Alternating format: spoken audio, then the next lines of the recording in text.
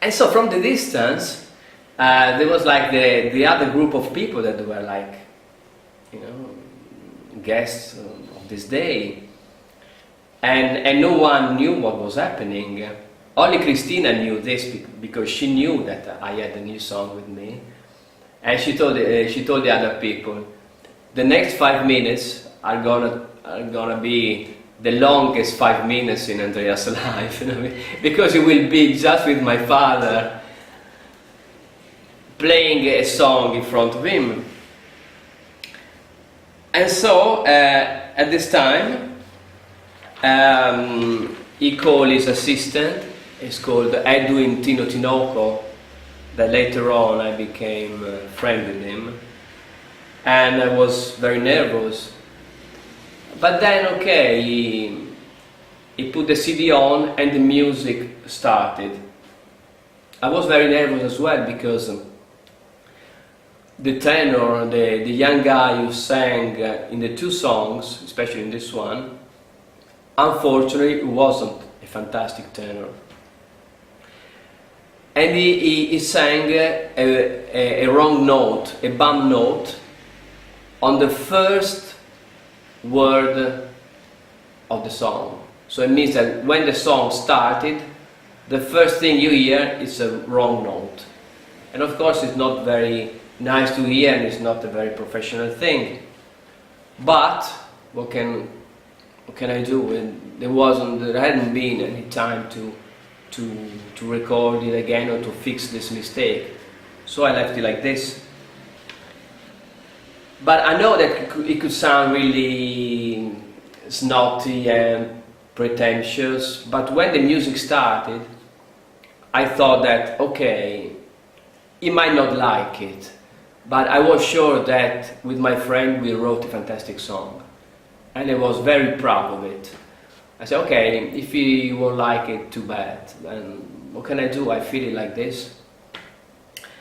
And so when the music started, it was like, it started like, kind of like in trance, like listening to the music and kind of like floating. And starting from the second chorus, he started singing on top of the music, like he already got it. He already got the melody and he already acquired it, and he got the right vibe. So strange. In the same time, Nicoletta, his second wife, came in this room, and she started smiling too, like approving the song. So when the music stopped, he looked at me and he said, "Wonderful, wonderful. Fantastic, bellissima. I will sing this one too." And then suddenly he fell asleep. And it was kind of like, wow, so what happens now? Everyone was like looking at me. I was looking Tino, his assistant, I was looking Nicoletta. I said, okay, it's time of the day for a nap. I said, okay. And so even Nicoletta greeted me for the song. So later on, when he woke up, he was like very nice with me, and he started taking all the connections and exchanging phone numbers, and he recommended that to receive the music sheets as soon as possible, so he could have learned the two songs and thinking about the right key, think about the right mood of the song, and above all, sending this to his record company and to the producer so they could approve it as well. But everyone of his team, of his personal staff, told me to be happy, because once that he liked something, no one could have taken the song off him. So basically, if he decides something, this thing is gonna is gonna happen. It's not that someone can say no, you cannot sing this song or you cannot change it. Or it's like no, once he decided, there was like for good, forever.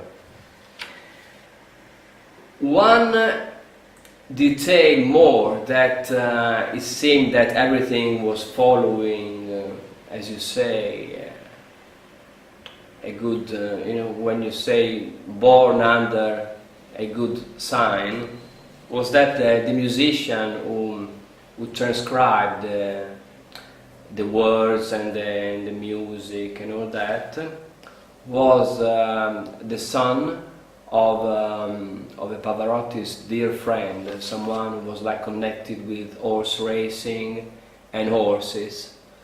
So it was again a connection to all this, you say, accidents in a nice way, all the things that happened that brought to this thing.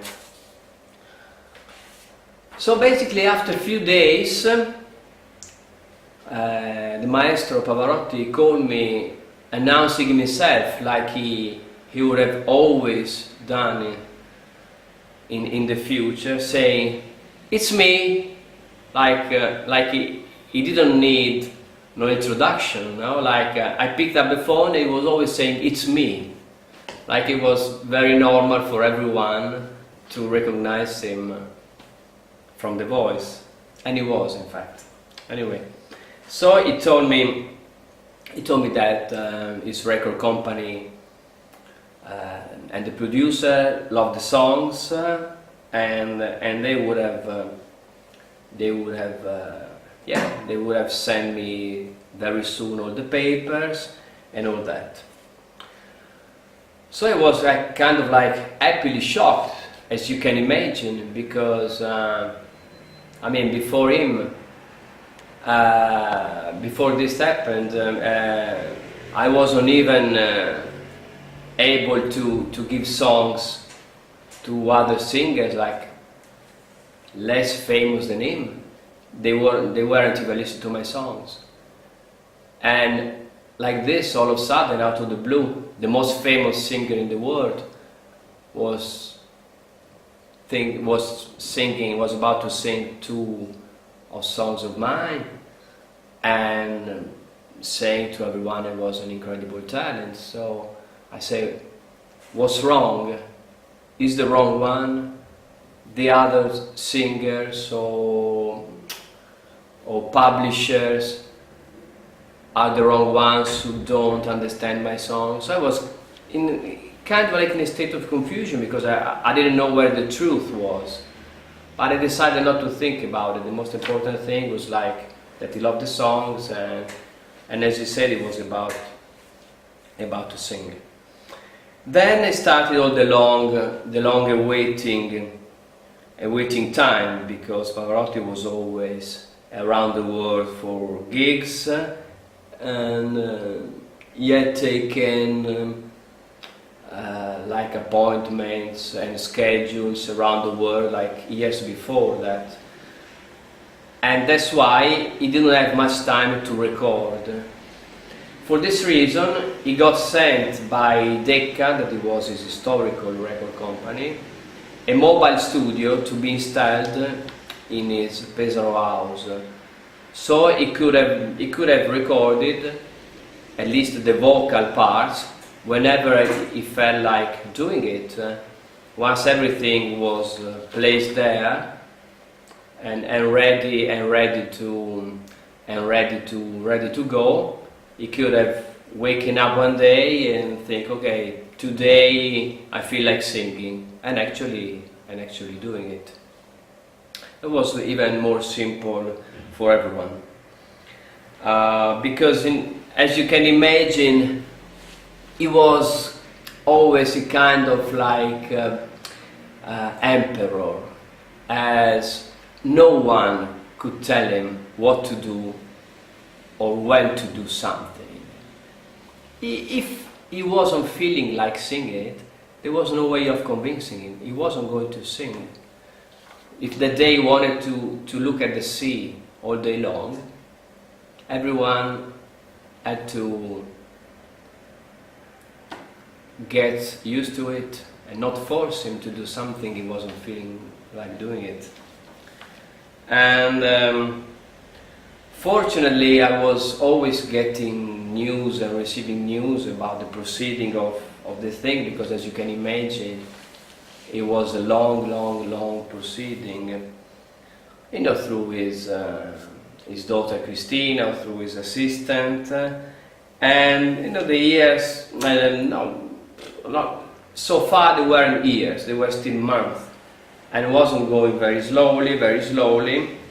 And then one day, finally, there was like an official statement from the record company that Maestro Pavarotti was releasing his first CD of unreleased songs, or at least songs that had been written specifically for him or specifically recorded for this project. Okay, that was like one step further.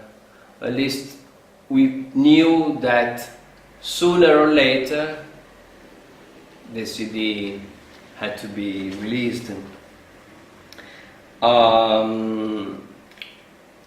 One day, some of his staff called me to let me know that he had sung the first song that I brought to him, that was called Nel mio cuore, the most romantic.